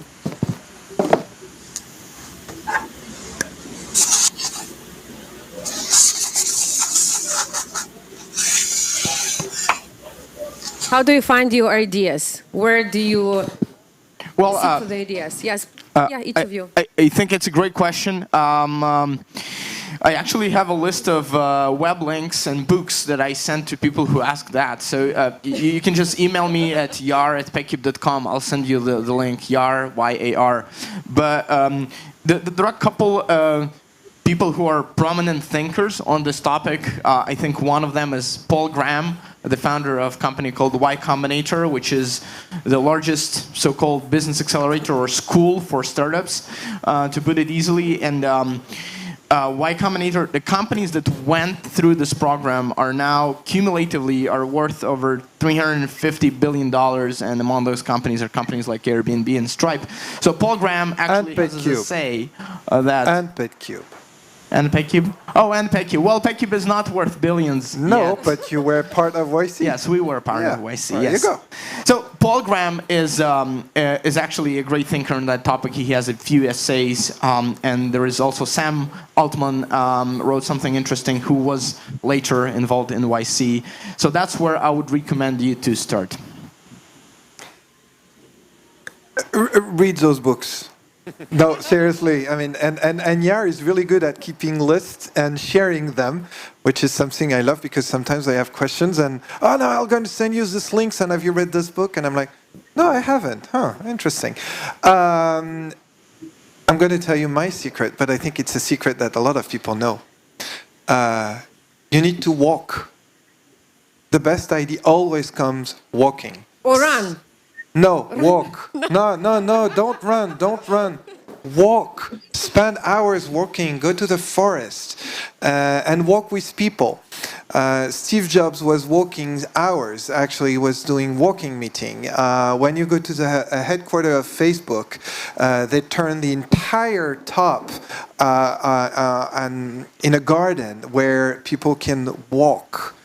the best ideas come walking and just letting your mind go. And it's not meditation. It's really, I do that a lot. I think it's the most important things. But I mean, that's to me. Then my second recommendation, if it looks like it's a bad idea, then you should look into it twice, because it might be, in fact, a good idea. Airbnb was a bad idea at the beginning. Uber was an extremely bad idea, and look where they are. So that's my second recommendation. What looks like a good idea is usually someone else already got it. So, but dig into. I mean, I'm going to tell you, Unit City on paper is a very bad idea. And look at where we are. Я би хотіла сказати, що так, гуляти це дуже. I would like to say that indeed walking is great. Lately I've been walking, what I say, I don't know, 1 hour every day. At least once a day, I mean, once a day. I walk, I take a walk once a day with no telephone. In that case, I have best ideas. Also reading, also talking to other people, not in one's industry, people from other industries. Looking into international experience is also very important. One is really speaking to relevant people, because I have some friends who are just sitting at home in front of their computer and I'm waiting for the next idea. I mean, it's not going to happen, because you need to exchange ideas with other people, and you always need to bounce off your ideas of other people. So do not be afraid of someone stealing your idea, because idea is just nothing. Yeah. So really speaking to people, going to conferences like you tomorrow at Unit City was a great conference, and or Lviv IT Arena next month. Okay, like just go and visit this event, speak to people without any agenda. Just go and bump into people, speak to them, and you will feel something. If not, you just will have a good time, and that's it. Дякую. Я б хотіла ще додати, знаєте. I would like to add, there is a book, Never Dine Alone. Never dine alone. Dine alone. So, networking is helpful. And secondly, don't be afraid to make a mistake. A disappointment, as we spoke a lot on the panel discussion. Of course, disappointments happen. Maybe it's a failure, 1 failure, 2 failures, 3 failures. Please look for inspiration, for a success. Walk, jog, run, whatever you need. I think there is no universal principle. Those ideas the speakers have shared with us, it works. For them, please listen to them. Please use for yourself. Maybe you have more questions. Everybody is so cold. People are afraid to speak because they feel so cold. Do you have questions? No? Everybody is afraid to dine alone. It's a time for lunch. Everybody is prepared. Everybody is united around this idea, just to go dining. I would like to thank the speakers. Today, shall we applaud them? This was indeed great. Shall we applaud to all of you who have stayed in the cold weather for this panel discussion? I hope it was inspiration. We were inspired for some new ideas, and those speakers are quite public, they are open, therefore talk to them, please communicate among yourselves. There is another announcement, or you can do it, maybe you can finish, about design. I would like to thank all of you. I would like to thank the organizers of this forum. I know how difficult, how hard the team has worked on this forum. There were all kinds of nuances. Especially, I would like to thank Anastasia Obrazova and her team, the Ministry for Culture and Information Policy, that the tradition does not change. And this forum is happening just one more time. I wish everybody a success and see you next year. This was very contentful, super interesting. Thank you for inspiration. Thank you.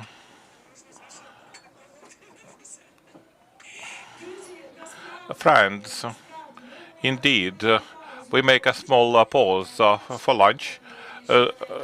As inspired as a panel discussion, the viewers online can virtually look at all the modules that await us after 1400. For every sector, there is a separate link which can be found on YouTube, official page of the forum Creative Ukraine, on Facebook or Creative Ukraine OTA website. After 1400, we shall have a lot of interesting content. Oscar Award, Bill Gutentag, Andriy Fedorov, representatives of show business, representatives of design. We can choose a sector for yourselves, by your taste, and join us. Please stay with Creative Ukraine, and we shall see you immediately after lunch at 1400.